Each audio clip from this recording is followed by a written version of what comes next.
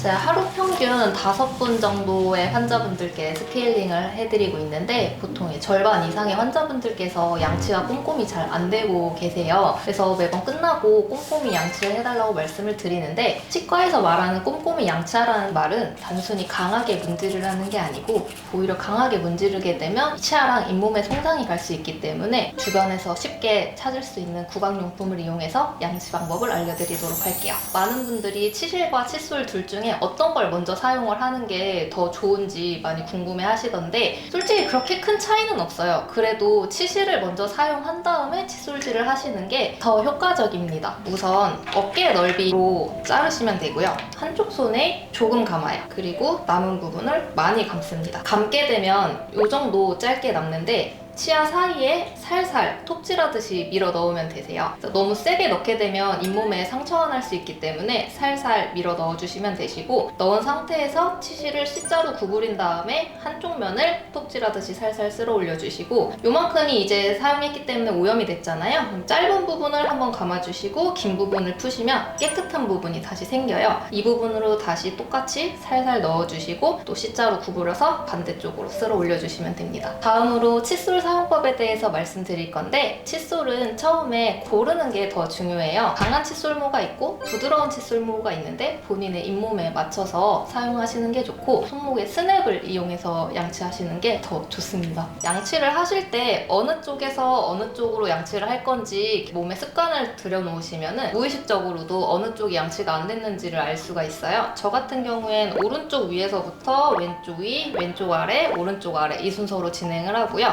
양치를 하실 때 칫솔모를 잇몸에 45도 각도로 넣어주시고 부드럽게 진동을 주시고 치아 쪽으로 쓸어 올려주시면 되세요. 보통 옆으로 강하게 쓰시게 되는데 강하게 쓰시게 되면은 치아 목 부분이 파일 수 있기 때문에 오히려 잇몸에서부터 치아 쪽으로 쓸어 올리듯이 양치를 해주셔야 됩니다. 그리고 씹는 면 같은 경우에는 보통 하시는 것처럼 양쪽으로 쓸듯이 해주시면 되고요. 아래 앞니 같은 경우에는 치아가 작기 때문에 칫솔을 눕혀서 쓰시게 되면 양치가 잘 안 돼요. 세운 다음에 치아를 하나씩 닦는다 생각하시고 꼼꼼하게 잘 닦아주시면 좋습니다. 그리고 보통 놓치기 쉬운 부분이 있는데 바로 어금니 뒤쪽이에요. 일반적인 칫솔모가 들어가기 힘들기 때문에 어금니 뒤쪽 전용 칫솔이 따로 있어요. 끝에 총알처럼 생긴 칫솔을 어금니 뒤쪽으로 해서 꼼꼼히 닦아주시면 됩니다. 그리고 보통 양치할 때 안 해도 된다고 생각하는 부분이 있는데 바로 입천장과 혀예요. 입천장과 혀도 입안에 있기 때문에 세균이 번식하기 쉬워서 똑같이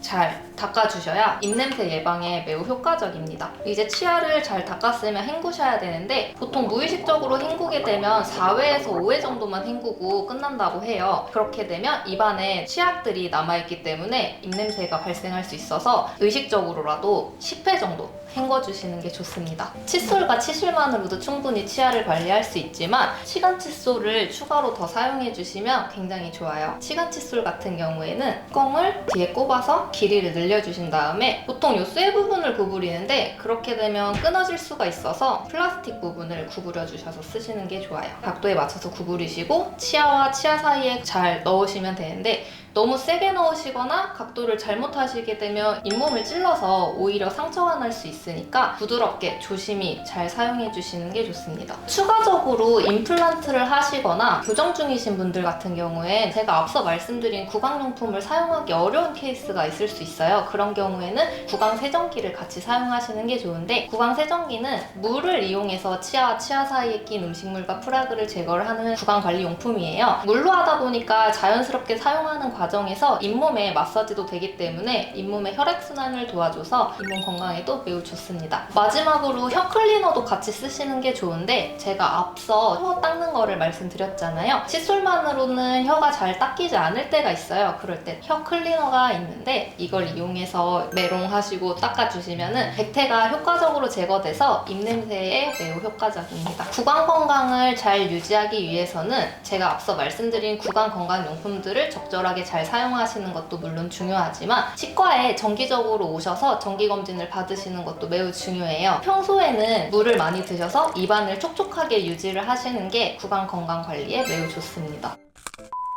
사실 특정 그 브랜드 아. 아니잖아요. 그래서 구강 세정기라고 이야기해 주세요.